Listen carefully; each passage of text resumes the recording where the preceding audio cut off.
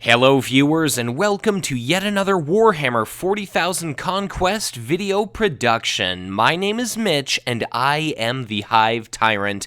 Today I'm pleased to present the fourth of a series of videos in which I'll be reviewing each Warlord of our first cycle of war packs, the Warlord cycle, as well as their associated signature squad, all within the context of the card pool available when those cards' relevant expansion was initially released, considering that each Warlord has a unique playstyle which dictates how their surrounding deck is constructed and subsequently played by covering Warlords and War Packs separately.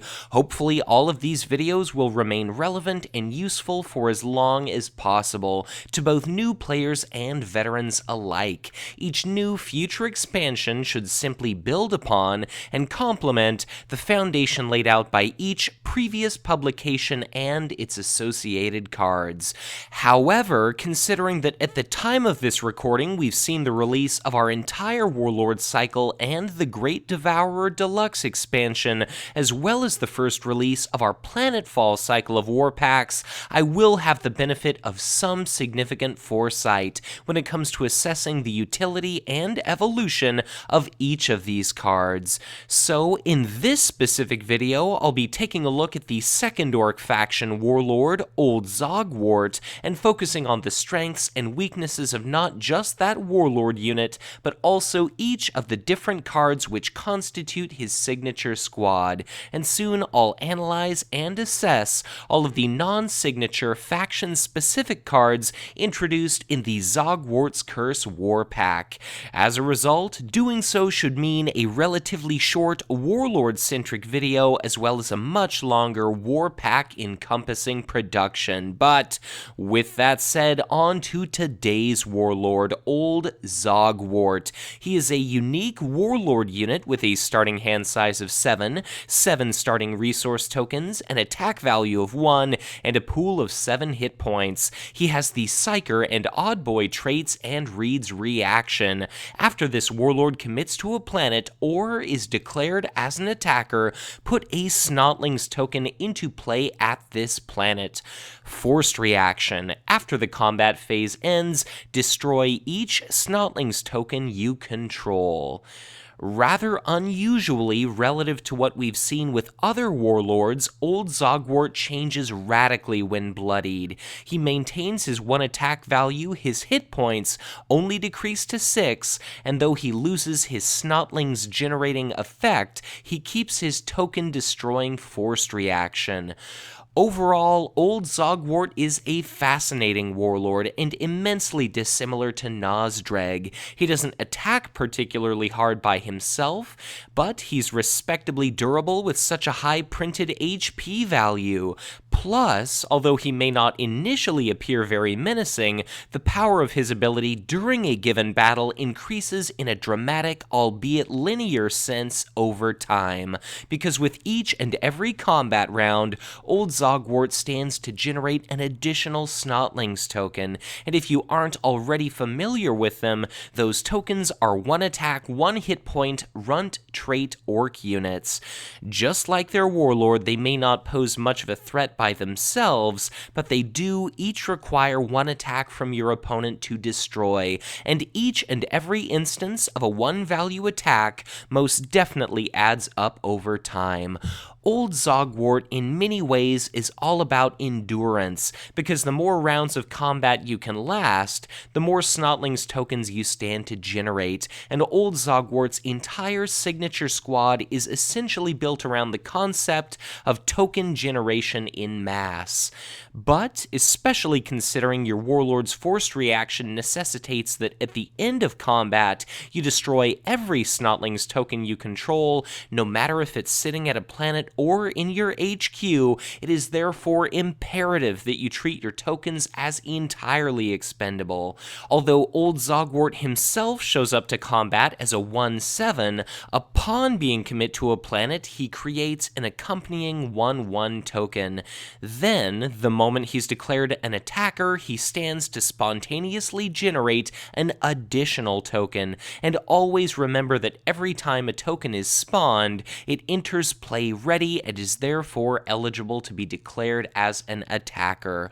Although Packmaster Kith attacks for 2 and creates a Chimera token which also attacks for 2, Old Zogwort instead attacks for 1, and each of 2 first combat round tokens each subsequently attack for 1, for a total of 3 relative to the Dark Eldar 4.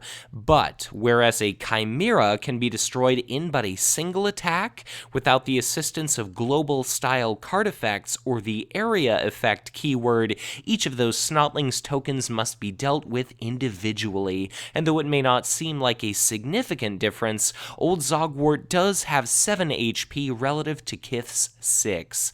But the discrepancy between our 2 token specialists becomes all the more intense with time, because once a second round of combat occurs, all remaining Snotlings tokens again have an opportunity to attack, and the moment that Old Zogwort has the chance to be declared an attacker himself, he generates an additional token, which means that at that point, you may well have 3 Snotlings, and you only stand to keep creating tokens round after round until Zogwort is finally forced from the planet or the battle otherwise concludes. This linear token creation process essentially begins all over again during each round of the game, but if you can leverage shield cards in your favor or powerful damage prevention effects like Custom Field Generator in order to minimize the chances of Old Zogwort ending up being bloodied or otherwise convinced to retreat from a planet, the amount of damage that Zogwort and his tokens can output is considerable. Zogwort is a warlord that very much punishes an opponent for overextending themselves, picking attack targets poorly, and taking unnecessary risks. And once you do happen to amass a green tide's worth of tokens, there's scarcely a better event than Battle Cry with which to lay waste to your opponent. Always remember that every Snotlings token counts as an orc unit, and is therefore eligible for not just the +2 attack bonus of Battle Cry, but can also be targeted by Custom Field Generator and, should the situation call for it, be relocated by Teleportapad. So, though Old Zogwort may at first appraisal appear somewhat deceptively weak, therein lies a powerful effect which can easily allow token generation to snowball quickly out of control, and in small-scale skirmishes particularly, there's very little that often sees play which can hope to stand and survive against Zogwort. A couple final things to note, however, are that you should always remember that Old Zogwort's token-generating reactions are optional. So, if your opponent is looking to win Taurus, for instance, which could result in their accruing additional cards or bonus resources, it may be worth it for you to decide not to create additional tokens. And keep in mind that all tokens persist until the very end of the combat phase, before that forced reaction triggers. So it is possible they might participate in multiple battles, or in any case do linger after their battle has ended. But with our Warlord presented, let's progress to his signature army unit, namely Zogwort's Runt Herders. They have a cost of 3, 1 command icon, an attack value of 1, and a pool of 3 hit points. They possess the Odd Boy trait and Interrupt. When this unit takes damage, put a Snotlings token into play at this planet. So, in addition to Old Zogwort, this affords the prospective orc player an additional means of token genesis. Granted, this is an expensive card in a faction that has a dearth of affordable units, but it does contribute at least something to command, and, like its associated Warlord, can bring a deceptively large amount of attack value to any planet at which it's deployed. Each and every instance of damage the Runt Herders incur will result in the generation of a token, and the more times you can get this unit to take damage, the more tokens you'll spawn. So, consider some of the possibilities. Most straightforward, your opponent attacks your unit and you end up with 1 token. If your runt herders survive the attack, upon subsequent receipt of damage, you'll end up with a 2nd token. And again, tokens are always created ready and are eligible to attack. One of Old Zogwort's most glaring areas of weakness is against global damage and anything area effect, because all the tokens in the world will do nothing for you if your opponent can clear them with no more than a single action or card effect. But if your opponent triggers, say, Area Effect 1, even though that could clear out all your existing tokens, every copy of Runt Herders you possess at that planet only stands to generate its own additional token, and Area Effect 1 does little to affect a unit with 3 total hit points.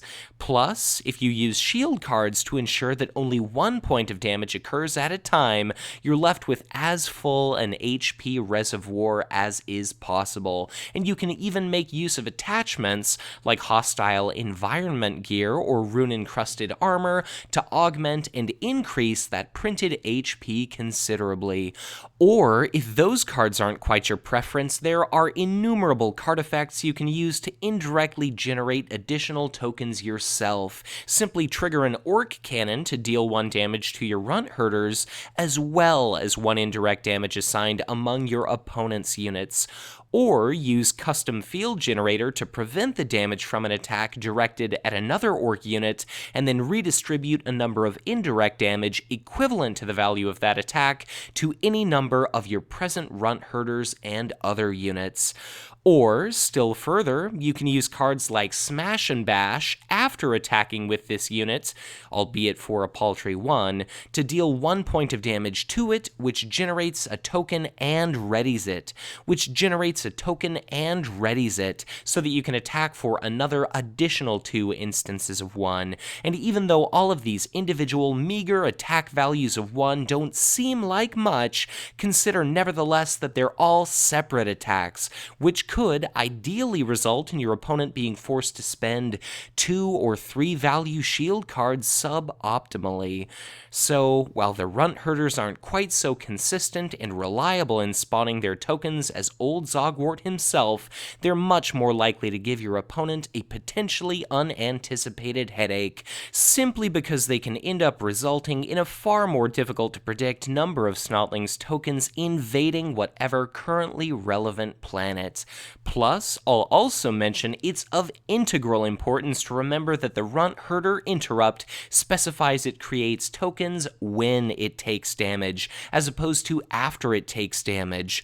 So, unlike the repulsor impact field, this effect does trigger despite receipt of fatal damage. So, an expensive unit for sure, but one that's deceptively powerful. It serves as a great bit of insurance against area effect style damage, and with the right combos and synergy to reinforce it, it's a card which can be used to enormously beneficial effect.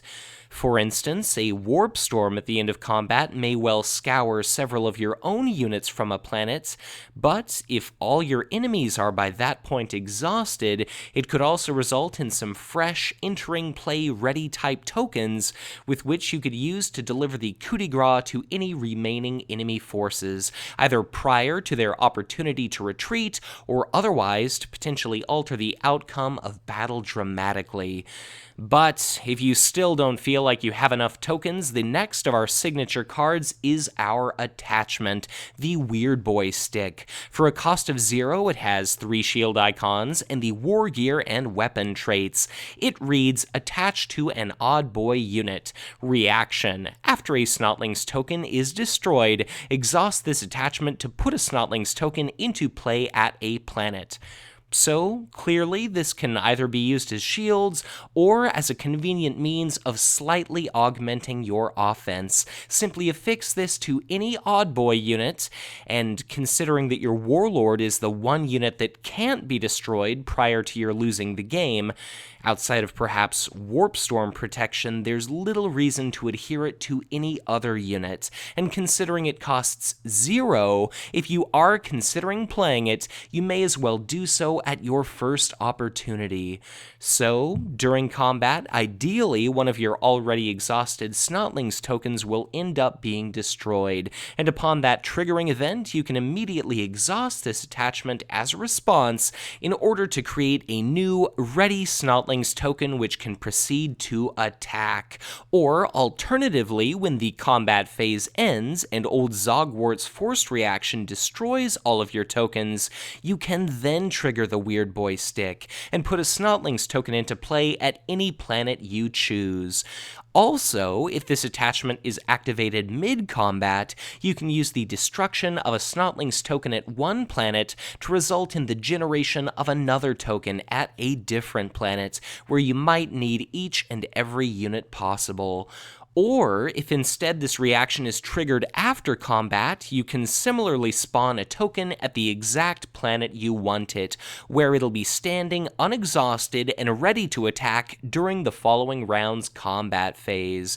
This attachment does discourage your opponent from targeting your Snotlings tokens, considering they'll simply be replaced, and therefore it provides an enemy all the more chances to make mistakes in regard to where and how they distribute their attacks, because Snotlings tokens can potentially snowball out of control if they're given the opportunity. And even when this attachment is not at the same planet as the destroyed Snotlings token, it nevertheless does still afford you the chance to create an additional unit. So, if you do intend to play this attachment, then the earlier the better, because you'll essentially benefit only from one additional token per round, and therefore, if drawn late game, you may be better served to refrain from deploying this card and to instead derive benefit from its high printed shield value. Still, whether through replacing lost tokens or otherwise letting Old Zogwort endure for additional combat rounds, either effect can result in your making all the more units. Still, as our final means of Snotlings token genesis, we see the signature support Zogwort's Hovel.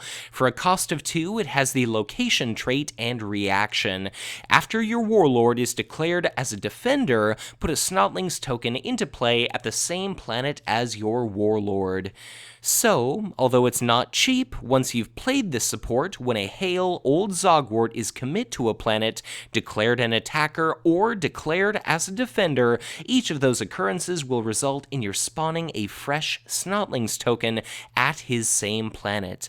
So, whereas I mentioned earlier the various effects you can use to keep Zogwort bogged down in combat, those work all the better now, because once Zogwort's Hovel is in play, it's not just one Snotlings token created each combat round when Zogwort himself is declared an attacker, but the more individual enemy units you can convince to attack Zogwort, the better. If your opponent swings with something big, threatening to outright bloody your Warlord, you can use Custom Field Generator, which prevents that damage, but does not affect your having been declared as a defender. And of course, if you pour out shield cards to ensure each incoming attack does as little, if any, damage as possible to your Warlord, this support can be an incredible means of outlasting and leveraging attrition against your opponent. Either enemies attack your Warlord and you fill your side of the planet with rampaging tokens, or they otherwise direct attacks at your existing tokens and army units, which means that Zogwort is more likely to endure multiple rounds of combat. And outside of situations like running up against Captain Cato Sicarius, who happens to generate an additional resource token every time he destroys one of your Snotlings, this support helps create a lose-lose situation for your enemy, where they're left with no truly agreeable option. This is yet another signature card in the squad that affords Zogwort the opportunity to shine as a bit of a one-orc card army, and particularly when played early, if the planet layout favors aggression, the difference this support can make will be all the more dramatic, when any and all units are all the more valuable a commodity. So, overall, this is perhaps not a support card meant to be played every game when piloting Old Zogwort, but if your opponent seems to favor low attack value units and/or your victory condition at the moment seems favorable, then by all means do proceed to do so. But as the final card found within Zogwart's signature squad, we have Launch de Snots. It's a 1-cost event with 1 shield icon, the tactic trait, and reaction. After an orc unit you control is declared as an attacker, it gets plus X attack for that attack. X is the number of Snotlings tokens at the same planet as the attacking unit. So, if at any point your opponent allows your tokens to accumulate unchecked, you can use the timely play of this event to punish their transgression considerably. After Old Zogwort commits to a planet, he generates a token, and after he's declared as an attacker, you can use that triggering event to generate a second token, and then activate Launch de Snots as a subsequent reaction, giving him +2 attack for that one attack.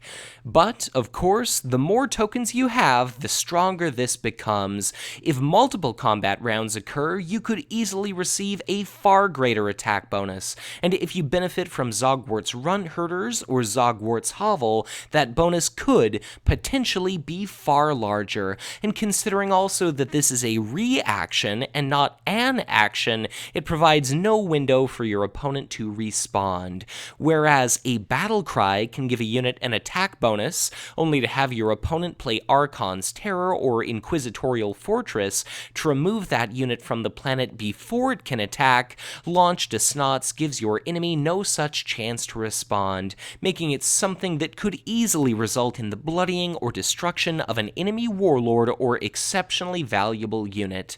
So, it's definitely a card whose value at any one moment will vary considerably, but it's certainly something your opponent will have to play with cognizance of in the back of their mind, because such an abrupt, enormous attack increase could easily tilt the game in your favor.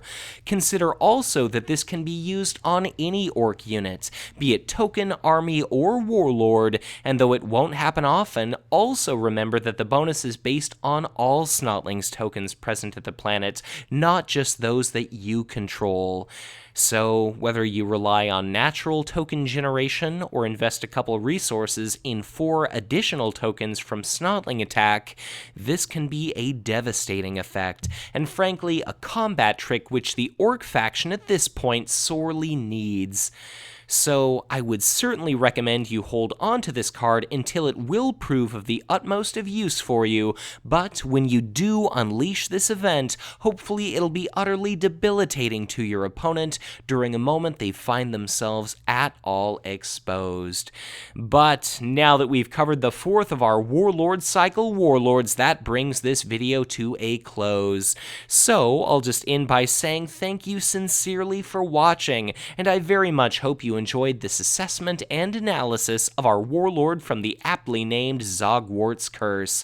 Please leave a comment sharing your own thoughts, opinions, and play experiences with our second Orc faction warlord, as your input on these videos helps benefit any future player who may one day end up joining our community.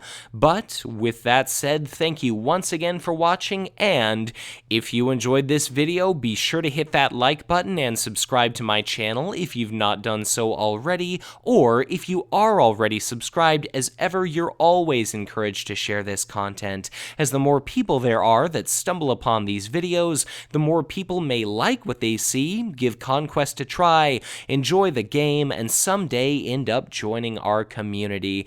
If at any point you'd like to get in touch with me, I would encourage you to do so through Facebook or on Twitter, and if you ever feel so inclined to help support the Hive Tyrant, I would be absolutely honored were you to contribute to my Patreon. But once again, thank you so much for watching, and as always, be sure to check back in again soon for ever more Conquest LCG content to come.